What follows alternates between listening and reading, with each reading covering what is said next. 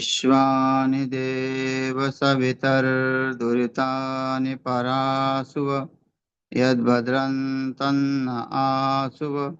ओम शांति शांति शांति। सच्चिदानंद रूपाय विश्वोत्पत्त्यादिहेतवे तापत्रय विनाशाय श्रीकृष्णाय वयं नमः। श्री सद्गुरुदेव भगवान की जय।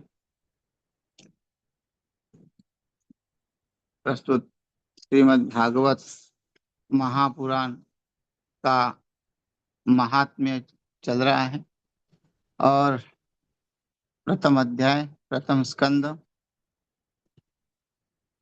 यहाँ सूत जी कहते हैं कि तुम मुझे अति प्रिय हो। जो प्रश्न करता है और जीवन कल्याण का प्रश्न करता है तो वो अति प्रिय हो जाता है ना। जब परीक्षित जी भी सुखदेव जी के सामने आए तो यही प्रश्न किया उन्होंने कि मरते समय मनुष्य ने क्या करना चाहिए। अब मरने वाला एक तो नहीं था, मरने वाले जो है पूरा संसार ही है। तो वो ऐसा प्रश्न जिससे सामने वाला जो है प्रसन्न हो जाए कि हाँ कुछ अब भगवत चर्चा होगी। और इसी के कारण जो है आ, ये आ, सूची जो है बहुत आनंदित है और कहते हैं कि जो भागवत का श्रवण करेगा वो बहुत पुण्यवान बनेगा और वो भगवान को ही प्राप्त होगा। उसका अंतःकरण शुद्ध हो जाएगा। अंतःकरण शुद्ध होने के लिए साधन चतुष्ट बताए हैं।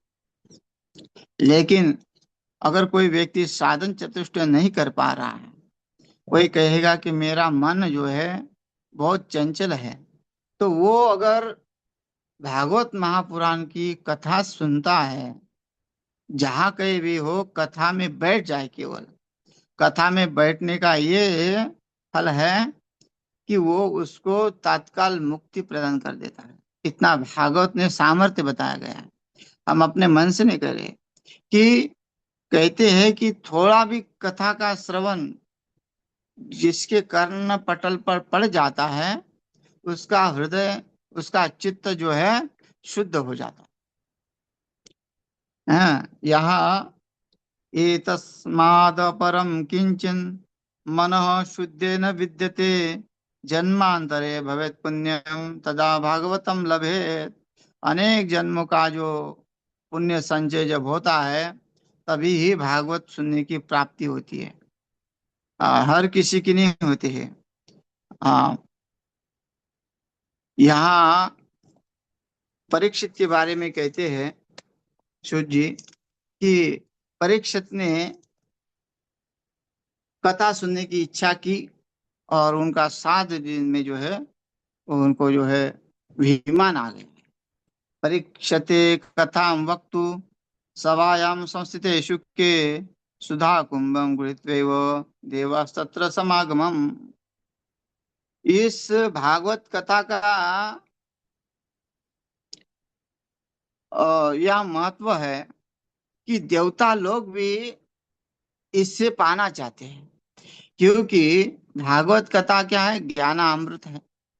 और ज्ञान अमृत से रीति ज्ञानन मुक्ति, ज्ञान के बिना मुक्ति नहीं है। तो इसलिए यहाँ जब देवताओं को पता चला कि भागवत कथा परीक्षित को सुनाई जा रही है तो देवता लोग दौड़ते दौड़ते आए और दौड़ने के बाद जो है सुखदेव जी के सामने प्रश्न रखा कि महाराज कि आप ये सुधा कुंभ लीजिए, सुधा कुंभम घृत, ये अमृत का कलश आप रखिए। हाँ, और देवास्तत्र समागमम, वहां देवता लोग आके उनको विनती करने लगे। लेकिन सुखदेव जी महाराज ने उनको मना कर दिया। शुकम नत्वा वदनम सर्वे स्वकार्य कुशला सुराः कथा सुधाम प्रेक्षस्व घृत्वेव सुधामिमाम। कहते हैं, मैं आपको, सुखदेव जी कहते हैं, मैं आपको अच्छी तरह जानता हूँ। आप अपने कार्य करने में बड़े कुशल हो। हाँ, सो कार्य कुशला सुराहा। जब तुम्हारे ऊपर विपत्ति आती है तभी तुम जो है दौड़ने लगते हो। हाँ, जब विपत्ति आई तो दधी जी बाबा की आवाज दौड़े, और वो उनको अपनी हड्डियां ही मांग लिया। दधी जी को पूरी पूरा शरीर मांग लिया कि महाराज आप हमें ये शरीर प्रदान करिए, ये वृत्तासुर इसी से मरेगा। तो ये तो आप अपने कार्य में कुशल हो।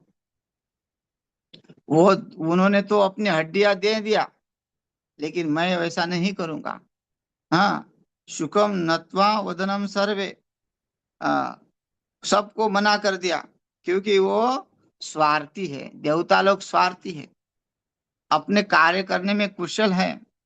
क्योंकि देवता लोग देखो, जब कोई तप करता है तो विघ्न करते हैं, क्यों? क्योंकि ये हमारे बराबरी में आके न बैठे। इसीलिए तप करने वाले को बहुत कठिनाई जाती है।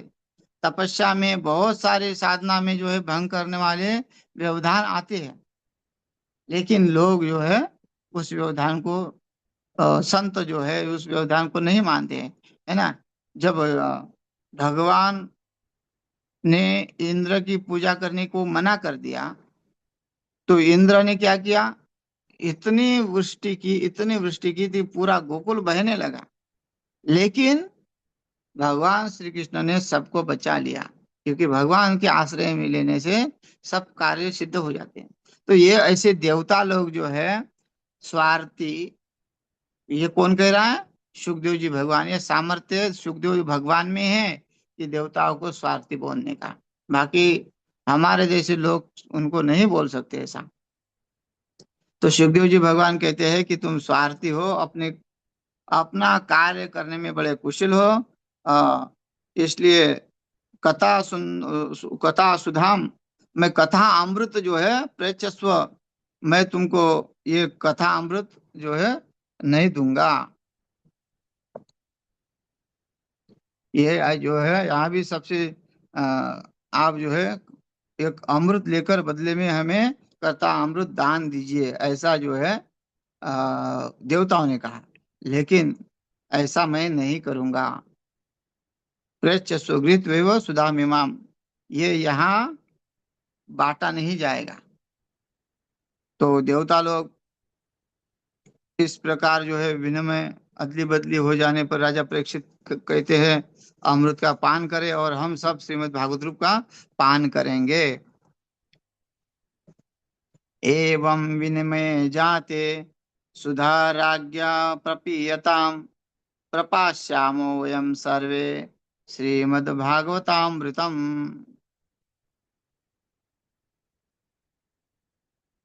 और यहाँ एवं विनिमय जाते, देवता लोग जो है बहुत विनंती करने लगे कि महाराज थोड़ी कृपा हमके ऊपर, हमारे ऊपर करिए, क्योंकि हम भी जो है मुक्त होना चाहते हैं। हम भी भोगों को भोगते भोगते जो है अभी जो है तृप्त हो गए हैं। क्योंकि ये भोग जो है हमें पता है कि ये भी बाद में दुख देने वाले, हम इसको छोड़ नहीं पाएंगे। अभी हमारे अंदर जितना विवेक है, वो विवेक अभी आपकी कृपा से जागृत है। इसलिए हम यहाँ तक आए कि हमको पता है कि ये जो है सुधा, जो अमृत है, जो स्वर्ग का जो अमृत है, वो भी दुर्लभ है लोगों के लिए। लेकिन हम आपको दे रहे हैं, क्यों? क्योंकि हमको भी ये पता है कि ये आपके पास जो है वो अमृत के भी से भी बड़ा महा अमृत है। वो क्या है? आपके पास ज्ञाना अमृत है, भागवत अमृत है। और आप जो है हमारे ऊपर कृपा करिए, मतलब देवता लोग भी विनंती कर रहे हैं कि ये सुधा राज्य प्रियतम, ये जो स्वर्ग का जो अमृत है आप इस राजा को दे दीजिए। प्रपश्यामो वयम सर्वे, और हमें जो है आप प्रपश्या मतलब आप हमको पिलाइए। वयम सर्वे क्या पिलाइए? श्रीमद् भागवतामृतम, हमको भागवतामृत पिलाइए महाराज। तो सुखदेव जी कहते हैं तुम जो जो बराबरी कर रहे हो ना, वो बराबरी ठीक नहीं है, क्योंकि तुम्हारे पास का जो अमृत है और हमारे पास जो भागवता अमृत है उसकी तुलना नहीं हो सकती। क्योंकि तुम्हारे पास जो है वो उसका कोई मूल्य नहीं है, और हमारे पास बहुत मूल्यवान है। जो हमारे पास भागवत अमृत है वो बहुत मूल्यवान है। तो इसलिए ये बराबरी नहीं हो सकती। और ये कहते हैं कि तुम्हारा तो कांच का टुकड़ा है और हमारा तो पारस मणि है या फिर हीरा है, और हीरे और कांच के टुकड़े की कभी बराबरी नहीं हो सकती है। को सुधा को कथा लोके, को काच को मनिर्महान, ब्रह्म रातो विचारे वो तदा देवांजहास। सुखदेव जी उनका परिहास कर रहे हैं, कहते हैं कि हे देवताओं, और कहा तुम्हारा कांच का टुकड़ा को सुधा और को कथा लोके, है ना। इस और क्या, ये इस लोक में जो है जो कथा है वो वो इसकी बराबरी नहीं कर सकती। हाँ, मेरा कथा कैसा है? कथा लोग काचो को मनिर महान, तुम्हारा सुधामृत जो कांच है, और हमारा जो कथा है वो मणि है। इसलिए ब्रह्म रातो विचारे वो, आप जो है ये मत समझना कि आप इसके अधिकारी हो। ब्रह्म प्राप्ति के अधिकारी केवल ये लोक में ही है, मृत्यु लोक में ही ब्रह्म हो सकता है।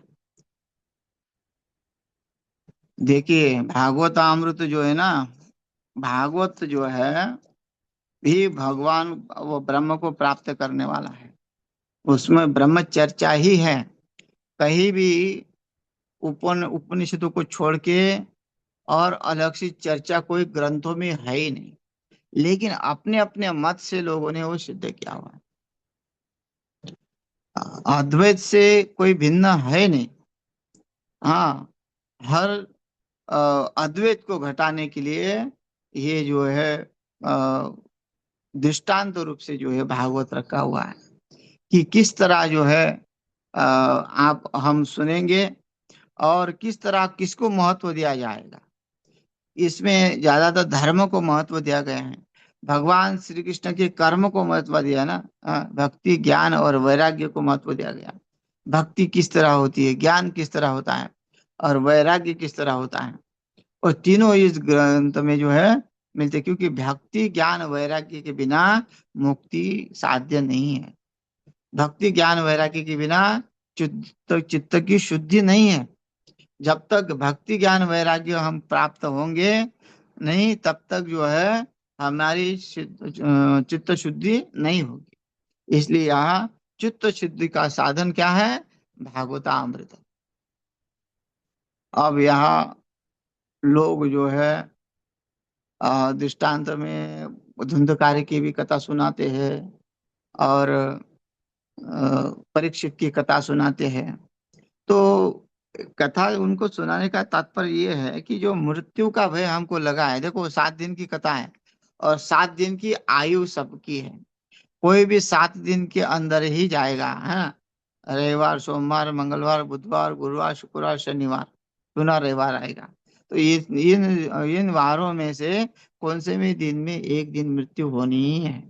तो इसलिए 7 दिन में मृत्यु होनी ही है, चाहे कौन से भी महीने में हो, कौन से भी साल में हो, लेकिन 7वें दिन से 8वां दिन नहीं निकलता है। इसलिए भागवत कथा का क्या किया, 7 दिन जो है रखा गया है। इस 7 दिन में मतलब ये 7 दिन क्या है, तुम्हारे जीवन भर के 7 दिन है। ये मत समझना कभी कभी जीवन में 7 दिन कथा सुन लिया तो हो गया, नहीं। हमारे 7 दिन कभी समाप्त होते नहीं है। जैसे एक सप्ताह होने के बाद दूसरा सप्ताह में रविवार आता है कि नहीं। हर सप्ताह में रविवार आता है, हर सप्ताह में सोमवार आता है, हर सप्ताह में मंगलवार आता है। तो ऐसा यहाँ निरंतर ये धारा प्रवाह है। ये 18,000 श्लोक है। 18,000 श्लोकों का नित्य नित्य पारायण करना और उसका जो है चिंतन करना, यही जीव का लक्ष्य है। इतने बड़ा ग्रंथ बनाया क्यों? क्योंकि वही पढ़ते पढ़ते पढ़ते पता नहीं चले कि तुम्हारा समय कब निकलेगा, है ना। कि इसका जो है वो पढ़ते पढ़ते उसमें प्रेम भी बन जाए और उसका कल्याण भी हो जाए। यहाँ मृत्यु लोक में ही भागवत को पठ स्वाध्याय कर सकते हैं, भागवत का ही श्रवण कर सकते हैं, भागवत के ऊपर ही हम प्रवचन कर सकते हैं। स्वर्ग के देवता भागवत के ऊपर कुछ नहीं बोल सकते हैं। उनको भागवत का आनंद नहीं है उनके जीवन में। तो ये भागवत क्या है? भक्त और भगवान का जो संयोग है उसी को भागवत बोलते हैं। हाँ, जो भक्त भगवान में हो जाता है, इससे उसको कहते हैं भागवत। तो ऐसा यहाँ देवताओं का जो पता चलता है कि ये तो ये साधारण ग्रंथ नहीं है। ये एक जो ग्रंथ है, इस ये जीवन मुक्त बनाने वाला है। क्योंकि संसार में दुख तो मृत्यु का ही है, भय तो मृत्यु का ही है। देखिए साधु संतों को इतना भय नहीं होता है कि मृत्यु आएगी तो हमारा क्या होगा, हम इतने दिन साल में जिए, अब है पूरा छोड़कर हमको जाना पड़ेगा। ये जो भय रहता है ना, ग्रस्त जीवन में जो त्रस्त रहते हैं इस मृत्यु के कारण, उन्होंने जीवन भर तो धन कमाया, जीवन भर संपत्ति जोड़ते रहे, लेकिन वैसी अवस्था आ गई कि वो संपत्ति को भोगने में सामर्थ्य नहीं है। फिर ये संपत्ति का जो है उपयोग कैसा किया जाए, हमने इतनी मेहनत से जो संपत्ति कमाई, इसका सदुपयोग कैसा हो, फिर विचार करते रहते, सोचते रहते, चाहे फिर कोई भी हो। यहाँ जिसके पास बड़ा साम्राज्य है वो अधिक चिंता वाला होता है ना। वो हमेशा ये सोचता है कि इसका क्या होगा, ये कैसे इसकी सुरक्षा होगी। मैंने तो एक एक पाई जो है बड़ी संभाल के रखी है, एक एक जो वस्तु मैंने अपने रक्त से सिंचा है इसको। तो इसलिए उसको उस समय दुख होता है। जिसने वो मकान बनाया होता है, वो मकान के बारे में सोचता है कि मैंने कितने मेहनत से ये मकान बनाया है। तो ये सब छोड़ के मुझे जाना पड़ेगा, ये संसार को छोड़ के जाना पड़ेगा। ये संसार कितना अच्छा है ना। और सब प्रेमी उसको प्रेम करने वाले हैं, अब उसके अनुकूल चलने वाले हैं, उसको तो अधिक जो है संसार छोड़ने का जो है दुख होता है। जितना मोह में व्यक्ति बना हुआ है, जिनके जिसके घर वाले उसको मानते हैं, तो उसको अधिक मोह है कि अब मेरे बच्चों का क्या होगा इसके बाद, अभी तक तो मैं संभाल रहा था। तो ये सब, ये है ना, मृत्यु जैसी चीज लोगों के नजदीक आती है उम्र के हिसाब से, तो वो मृत्यु का भय लगने लगता है। भले ही कोई कहे ना कहे, लेकिन थोड़ा बहुत तो मन में चलता ही रहता है हर दिन की, अरे जैसे ही मृत्यु दिखी तो अपना भय निर्माण हो जाता है कि देखो ये तो हमारा बराबरी का था, वो चल बसा, अब हमारी बारी है। तब जाके वो शून्य देखता है सब जगत को कि मैं जाऊंगा तो मेरी भी ऐसी राख हो जाएगी, और और मेरा क्या होगा। फिर उसमें वो दुख होता है। लेकिन ये जो भागवतामृत हम सुनते हैं, तो उसमें क्या है कि ज्ञान शक्ति बढ़ने से हमें एक विवेक उत्पन्न होता है हमारी बुद्धि में। तो हमें वो मृत्यु की क्योंकि हम ये संसार क्या है, माइक है, बदलने वाला है, क्षणिक, ऐसा जब ज्ञान हो जाता है और वस्तु जो है नित्य निरंतर नष्ट होने वाली है, ये कभी भी यहाँ चिरस्थायी नहीं है। क्योंकि यहाँ तो भगवान राम भी आए, भगवान श्री कृष्ण भी आए, भगवान परशुराम भी आए, जितने भी आए वो अवतार, वो सब के सब यहाँ से मृत्यु लोक से चले गए हैं। तो ऐसा जो इतिहास सुनेगा, पुराण सुनेगा, उसके मन में वो रहेगा कि हम किस खेत के मूली, कि हम नहीं जाएंगे। जिसके पास बड़ा बड़ा सामर्थ्य था वो यहाँ नहीं दिख रहे, तो हम कहाँ दिखेंगे। लेकिन जो इससे वंचित है, आध्यात्मिकता से वंचित है, वो उनके अंदर जो है खलबली मचती रहती है। इसलिए यहाँ ग्रंथों का श्रवण यही फल है कि वो जीवन मुक्त बना देता है। परीक्षित को मृत्यु ने टली, परीक्षित या परीक्षित मृत्यु टलने के लिए गया ही नहीं था। परीक्षित जो है जब सुखदेव जी के पास गए तो वो क्या मृत्यु को टलाने के लिए गए थे? नहीं। वो उनको इस भय से मुक्ति कैसे मिलेगी? क्योंकि वो 7 दिन में जो चिंता लगी रही है हमें मृत्यु की, वो हमारी मृत्यु की चिंता कैसे नष्ट हो जाएगी? इसलिए तो उनको जब उन्होंने भागवत कथा सुनी तो वो उन्होंने वो ब्रह्म पद को प्राप्त किया, वो सर्वव्यापक स्वरूप को प्राप्त किया, और फिर उस शरीर तादात्म्य को छोड़ दिया। क्योंकि वो क्या बोलते हैं, मरण माजे मरुन गेले मज केले अमर। फिर मृत्यु भी हमारे सामने वो कुछ भी नहीं है। मृत्यु ही मर गई है हमारे सामने। मृत्यु का भय ही मृत्यु हो गया, मृत्यु उसको मृत्यु आ गई है, वो समाप्त हो गई है। मृत्यु का मतलब समाप्ति है ना, समाप्ति। तो ये जब वो ऐसा अवस्था में आता है कि हाँ अब कोई चिंता नहीं, तब देखो वहां जो श्राप मिला था वो दक्ष आया, वो काट दिया, लेकिन जो अपने स्वरूप में स्थित हो गया तो उसको पता नहीं चला कि मुझे कब काटा और कब मेरा शरीर छूटा, क्योंकि शरीर का और उसका कोई संबंध नहीं रहा। क्योंकि शरीर और आत्मा का कोई संबंध नहीं है। शरीर पंच महाभूतों का है, वो हमेशा बदलता रहता है, और आत्मा नित्य है। आत्मा का कभी जो है आवागमन नहीं होता है। आत्मा स्थिर है, स्थायी है, अच्छेद्य है। यमदायो यम क्लेद्यो शोष एव च नित्य सर्वगत स्थाणु अचलो यम सनातन। आत्मा सनातन माना गया है, अचल माना गया है, और नित्य माना गया है। तो इसलिए ऐसा अगर ज्ञान उसमें होता है, और वो देवताओं को ज्ञान नहीं है, ज्ञान होना चाहिए, क्योंकि ये सुनने से नहीं, गुरु मुख से सुनने से क्या होता है, वैराग्य निर्माण होता है। हमें ये रिकॉर्डिंग सुनने से या यूट्यूब में सुनने से ज्ञान तो प्राप्त होता है, लेकिन ज्ञान के साथ वो वैराग्य नहीं प्राप्त होता है। वैराग्य तो तभी प्राप्त होगा जब हम गुरु के सामने बैठ के ऐसा श्रवण करेंगे। अगर हम उसका श्रवण करते गुरु के मुख से, तो वो हमें डायरेक्ट हमारे हृदय पटल पे चोट बैठती है ना। यहाँ से हम किसी के ऊपर पुष्प फेंके तो किसी को ऊपर थोड़ी पड़ेंगे। हाँ, या फिर वो यूट्यूब में देखते हुए, चित्र को देखते हुए कि अगर हम उसके ऊपर पुष्प फेंके, उस महात्मा के ऊपर जो सुना रहा है उसके ऊपर, तो उसको प्राप्त हो जाएगी क्या? नहीं होगी। डायरेक्ट आमने सामने आओ और उनके ऊपर पुष्प फेंको तो उसको लगेंगे। वैसे ही शब्द जैसे कि है ना, डायरेक्ट सामने अगर बैठे हैं तो तुरंत वैराग्य की प्राप्ति होती है। बाकी ज्ञान तो प्राप्त होने में कोई दिक्कत नहीं है। ज्ञान जो है समझ आ जाते हैं, हाँ सर्वम खलविदम ब्रह्म, परमात्मा ही सब कुछ है, सब जगह परमात्मा है। ये बहुत लोगों की ज्ञान है।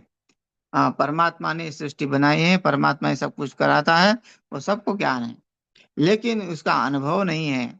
अनुभव इसलिए नहीं है कि अनुभव के लिए उसके प्रति श्रद्धा नहीं है। उसके पास श्रद्धा नहीं, सुन रहा है, मनोरंजन के लिए सुन रहा है। तो ये देवता को भी तो ज्ञान है, लेकिन वो ज्ञान सुनना चाहते हैं, है ना। वहां उनको पता लगा कि मुक्ति हमारी वैसी होगी नहीं। प्रयत्न किए, क्यों? क्योंकि संसार लोगों को गाली देते हैं देवता लोग। भागवत में आगे आएगा कि जो अभागी है वही वो भागवतामृत से दूर है। क्योंकि हम इतना प्रयत्न करने के बाद भी उस भागवतामृत को हम प्राप्त नहीं कर पा रहे, और जिनको सरल तरीके से भागवतामृत प्राप्त हुआ है वो उनसे वंचित है। तो उनसे दुर्भाग्य और कौन हो सकता है? ऐसा देवता लोग कहेंगे। तो यहाँ देवता लोग को जो है मना कर रहे हैं, क्योंकि देवता जानने के बाद भी, उनको प्राप्त होने के बाद भी, देवता लोग पाप प्राप्त है लेकिन वो पा नहीं सकते, है ना। 3 प्रकार के जीव है। मनुष्य को प्राप्त है लेकिन वो पा नहीं रहा है। पशु को प्राप्त भी नहीं है, और मनुष्य वो उसके उनके पास वो शक्ति भी नहीं है ग्रहण करने की। ये ज्ञान ग्रहण करने की शक्ति भी नहीं है, इसलिए उनको मिला भी नहीं। मनुष्य जीवन है ना दुर्लभ बताया गया। मनुष्य जीवन बहुत बड़े भाग मानुष देह पावा, है ना। ये जो मनुष्य देह है बड़े भाग्य से प्राप्त होता है। और वो भाग्य से प्राप्त हुआ जो मनुष्य देह है, वो अगर पारमार्थिक क्षेत्र में नहीं लगा तो फिर उसने समझा नहीं। इसलिए बोलते हैं कि जिसको मिला है उसने जाना नहीं, और जिसने जाना है उसको मिला नहीं, मतलब देवता लोग जिस जो जान चुके हैं कि ज्ञान के बिना मुक्ति नहीं है, तो उनको देह मिला नहीं है। और जिनको ज्ञान भी, वो देह भी नहीं मिला और वो जाने नहीं, वो पशु पक्षी है। तो अगर वो जो जानेगा नहीं, हाँ, वो जानेगा नहीं और मानेगा नहीं उसको, तो वो क्या है? पशु है। इसलिए मनुष्य रूपे न मृग चरंती कहा गया कि वो पशु है। जो मिलने के बाद भी वो मतलब वो मिलने के बाद जो जानना नहीं चाहता है, तो समझो वो जिसको वो मिला ही नहीं है मनुष्य शरीर, केवल मनुष्य का ढांचा है और पशु रूप के विचार है। तो ऐसा। लेकिन देवता लोग को जो है, भले ही वो ज्ञान नहीं मिला, लेकिन वो जाना तो है ही उन्होंने कि हाँ, इससे वो हमारा उद्धार होता है। इसलिए सुखदेव जी के पास जो है दौड़ दौड़ के आए। दौड़ के आए और कहा कि आप जो है ये सुधा कुंभ जो है परीक्षित को पिला दीजिए और भागवतामृत हमको पिला दीजिए। इसलिए यहाँ सुखदेव जी ने साफ मना कर दिया। ब्रह्म रातो विचारेव तथा देवांजहास, ये तुम देवताओं की जो हंसी उड़ा दी है। सुखदेव जी ने क्या किया? उन देवताओं की हंसी उड़ा दी, ऐसा करके कि ये तो ब्रह्म जो है अमृत है, वो तुम्हारे लायक नहीं है, तुम उसके भागी नहीं हो, तुम उसके अधिकारी नहीं हो। तो यहाँ देवताओं को अधिकार नहीं दिया सुनने का। और किसको अधिकार नहीं दिया? जो अभक्त है। ये अभक्तों को भी ये भागवतामृत नहीं देना चाहिए। देवता लोगों को नहीं दिया गया, अब अभक्तों को भी नहीं दियाना चाहिए। अभक्तास्त्वांश्च विज्ञाय न ददौ स कथामृतम् श्रीमद्भागवती वार्ता सुरानामपि दुर्लभा। जो देवताओं को दुर्लभ है, वो अभक्तों को कैसे मिलेगी?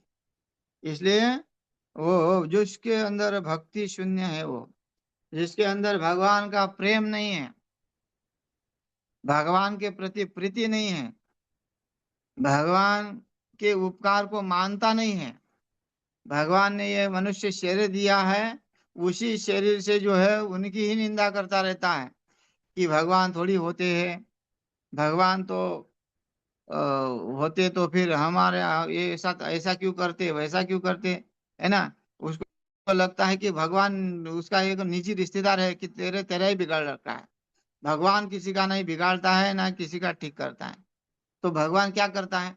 भगवान व्यवस्था देता है, तुम्हें कर्म देता है, उस व्यवस्था के अनुसार तुमको चलना है। तुमको ब्रह्मचारी व्यवस्था दी, तुमको गृहस्थ व्यवस्था दी, तुमको वानप्रस्थ दिया, तुमको संन्यास दिया।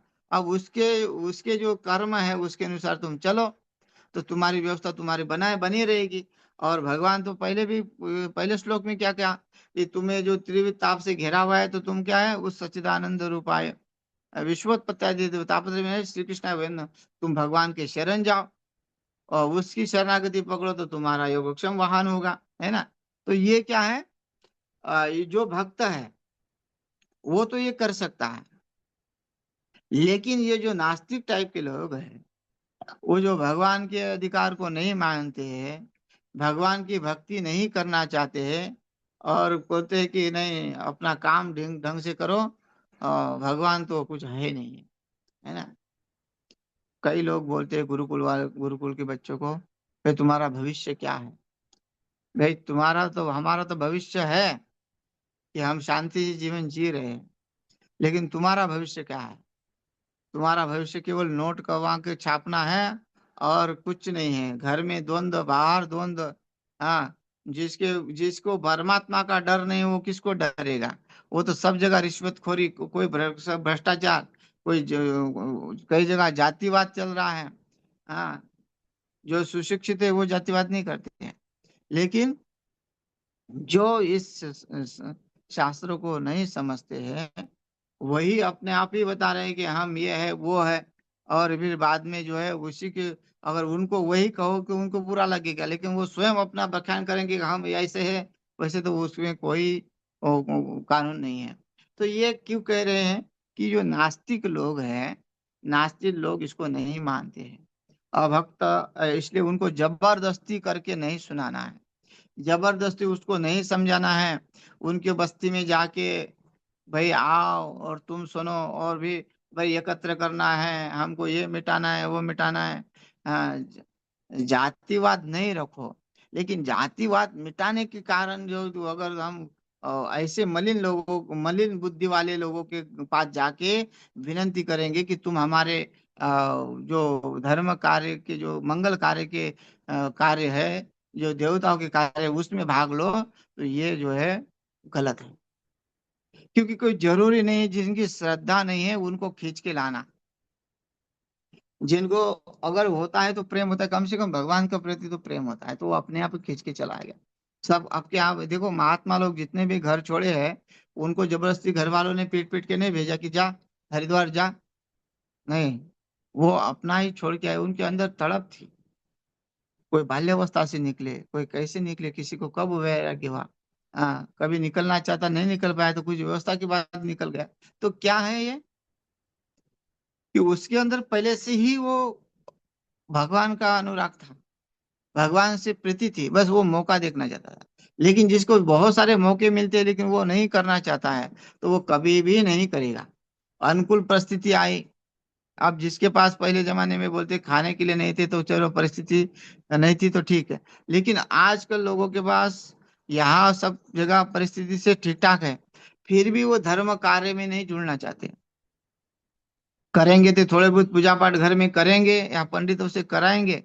हाँ, लेकिन वो जो ये विधि है, ये शास्त्रों की विधि, जो आत्म कल्याण की विधि विधि है, जो सत्संग है, वो सुनना नहीं चाहेंगे। हाँ, पूजा पाठ वो करना जरूरी है, हाँ कर्म कांड करना जरूरी है, लेकिन उसके साथ साथ जो है ये सत्संग भी जरूरी है।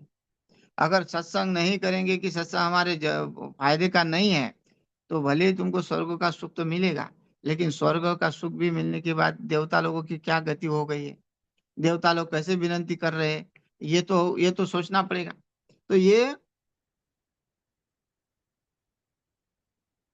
जब सोचेगा, तभी उसको वैराग्य प्राप्त होगा। तो यहाँ जो नास्तिक लोग हैं, नास्तिक लोगों को जबरदस्ती करके आओ बैठो, पहले उसकी स्तुति करो, अरे बहुत अच्छे हैं, हमसे जुड़ गए हैं, है ना।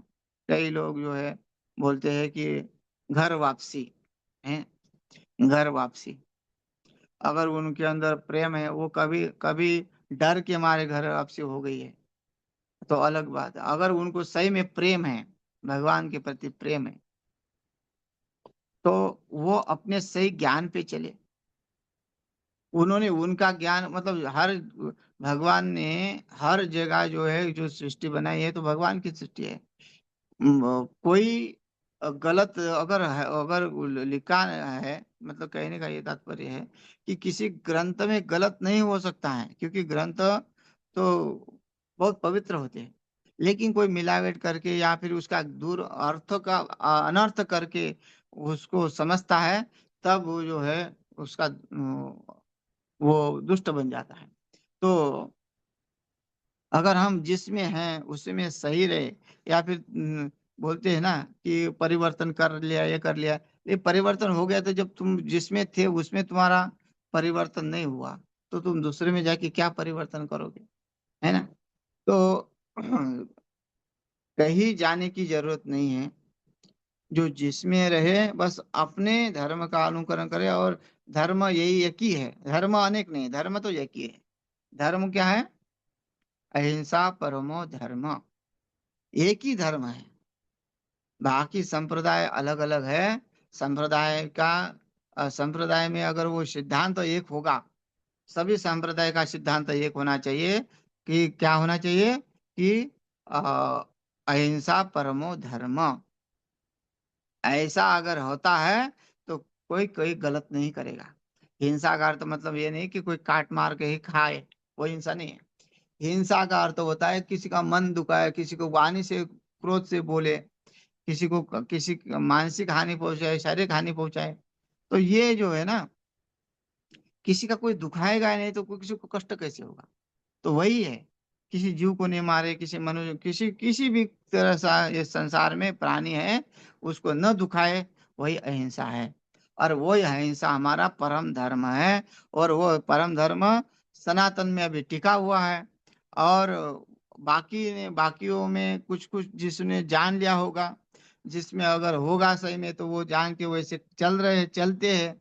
और जो अर्थ का अनर्थ करने वाले लोग हैं उनके समझ में नहीं आएगा तो वो किसी के भी नहीं होंगे।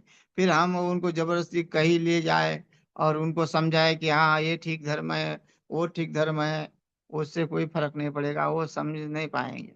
तो इसलिए यह साफ मना कर दिया कि जिसका जो अधिकारी होता है उसी को देना चाहिए। इसलिए अभक्ताश्चैव विज्ञाय न ददौ कथामृतम।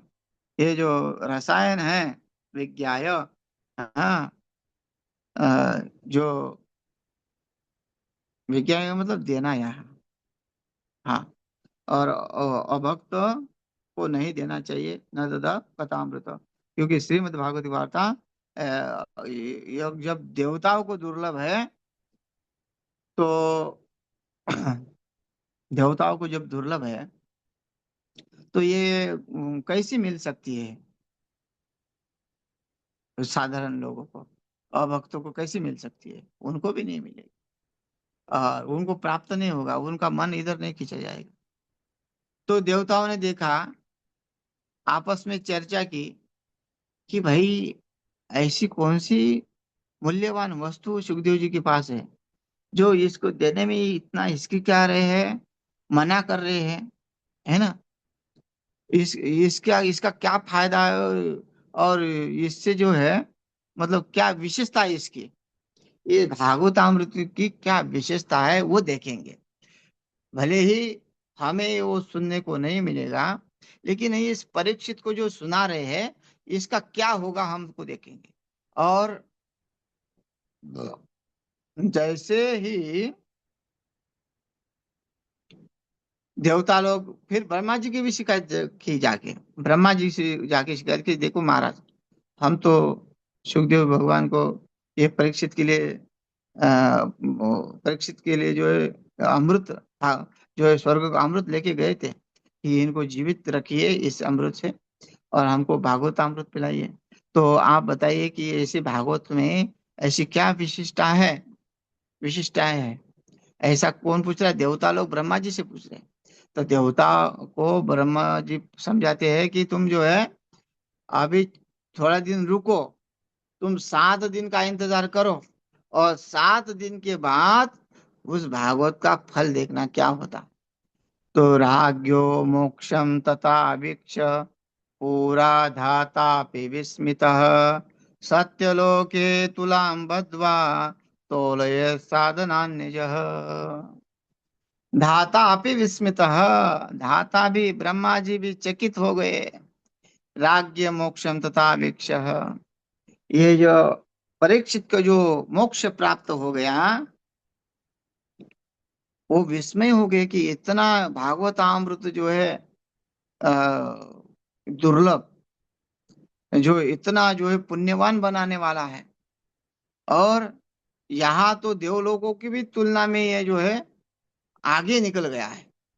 सत्यलोके तुलाम बद्ध्वा, सत्यलोक में क्या है, मतलब वैकुंठ में अगर तुमको वैकुंठ मिल जाए तो वो वैकुंठ भी तुम्हारे लिए फीका है, कम है इस भागवतामृत के आगे। अगर तुम चाहते हो को मोक्ष, है ना, सत्यलोके तुलाम बद्ध्वा, मोक्ष भी इसके लिए फीका है, क्योंकि भागवतामृत आनंद में जीवन मुक्त और वो भक्ति में रत करता है, वो नित्य निरंतर आनंद देने वाला है, ऐसा कहते हैं। क्योंकि उनका और उसकी वो तुलना की, एक तरफ भागवतामृत रखा और एक तरफ जो है सुधामृत रखा। दोनों की तुलना में जो है भागवतामृत का पल्ला भारी हो गया। हाँ, इतना भारी हो गया तुरंत, तो विस्मय हो गए ब्रह्मा जी भी। देखो इतना भागवतामृत जो है मूल्यवान है, और तुम ये कांच का टुकड़े उनके पास लेके गए थे तो वो तुमको भगाएंगे नहीं तो क्या करेंगे। तुम तो ठगोगे किसको ठगोगे किसको, जिसके पास बुद्धि नहीं है। बेवकूफ उसी को बना सकता है आदमी जो बेवकूफ है। लेकिन जिस जो विद्यमान है उसको तुम बेवकूफ नहीं बना सकते। इसलिए तुम्हारा काम इसलिए नहीं होगा कि अ, अन्य साधनों के बजाय भागवतामृत साधन जो है बहुत बड़ा है। तो ऐसा जब शौनक आदि जी ने जो सुना और उस इस छोटी सी कथा को, तो बहुत ही विस्मय हो गए और आनंदित हो गए। और क्या कहते हैं, लघु निन्यानि जातानि गौरवेण इदं महत्, तदा ऋषिगणा सर्वे विस्मयं परमं ययुः। जो अन्य सभी साधन तोलने में हल्के पड़ गए, अपने महत्व के कारण भागवत ही सबसे भारी रहा, ये देखकर सभी ऋषियों को बड़ा विस्मय हुआ। और वो जो है क्या कहा, तदा ऋषिगणा सर्वे विस्मय परम ययुः। उन्होंने देखा कि भागवतामृत जो है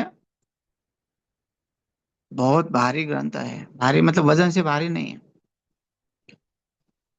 ज्ञान शक्ति है। वो ज्ञान शक्ति जो है बहुत अ,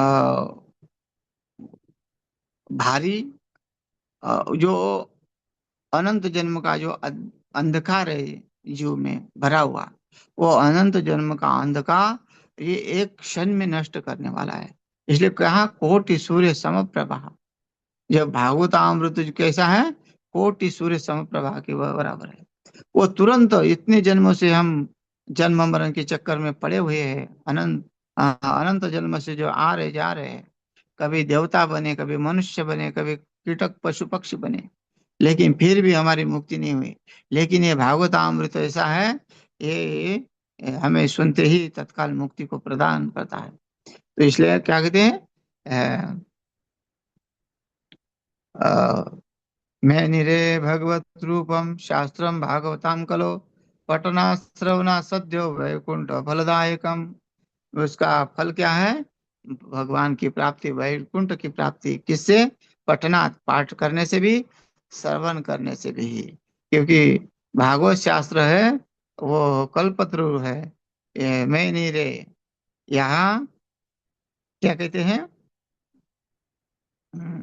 जो आ, इसको सुनने से तत्काल मोक्ष देने वाला है, निश्चय ही मोक्ष देता है। सप्ताह विधि से श्रवण करने पर निश्चय ही भक्ति प्रदान करता है। तो आ, मेनिरे भगवत रूपम शास्त्रम भागवतम कलो, ये भगवत रूप ही है। ये भगवान का स्वरूप है साक्षात। हाँ, मैंने ये मान लिया, ये क्या कि इन्होंने, ऋषियों ने मान लिया। तथा ऋषिगणा सर्वे विषय परम ययु। ऋषियों ने मान लिया कि ये तो साधारण ग्रंथ नहीं है, साक्षात भगवान का स्वरूप है। शास्त्र भागवतम और कलिकाल में ये हमारे कल्याण के लिए आया हुआ है। इसलिए इसका श्रवण जरूरी है, इसका जो है पठन जरूरी है, क्योंकि ये वैकुंठ को प्राप्त कराने वाला है। तो इसलिए ये यहाँ 20 लोग तक आ गए, और शेष चर्चा कल करते हैं। हरि ओम।